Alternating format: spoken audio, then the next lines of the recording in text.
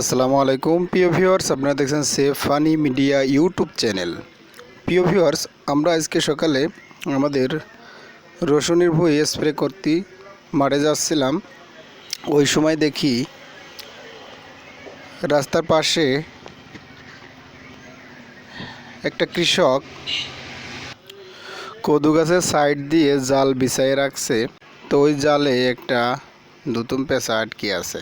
আমরা এখন নতুন পেঁচাটাকে উদ্ধার করার চেষ্টা করব।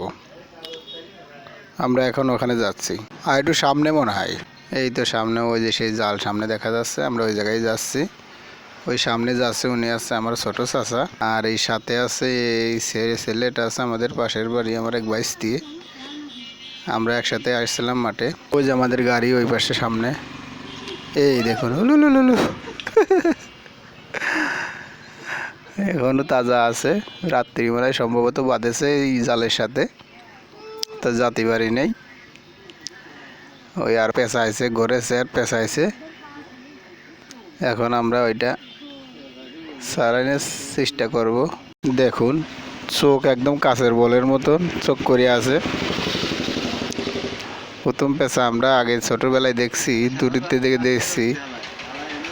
ওই সময় ওই কাচের বলের মতো চোখ করে থাকছে, সে একদিক দূরে থাকছে। তো আজকে আর হাতে কলমে পাইছি। আজকে আমরা কাছ থেকে দেখার চেষ্টা করছি। প্রথম পেঁচা দেখুন, পেঁচাইছে জব্দ করে, বেরোতে পারেনি। যতই নড়াচড়া করছে ততই আরও পেঁচাইছে। আমরা এটা সারানোর চেষ্টা করব। আমরা উদ্ধার করতে সক্ষম হলাম। সারা রাত এই দুতুম পেঁচা এই নেটে বাঁধিয়ে আটকে ছিল।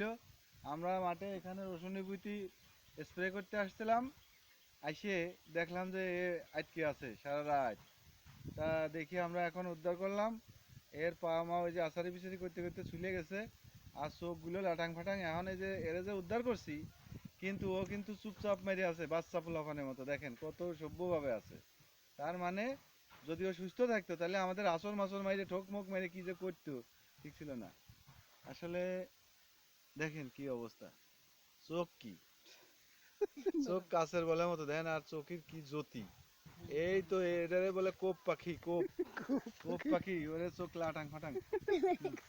আচ্ছা চলেন, আমরা এখন কি করব, এটাকে ছেড়ে দেবো। ওকে, বন্ধ কর।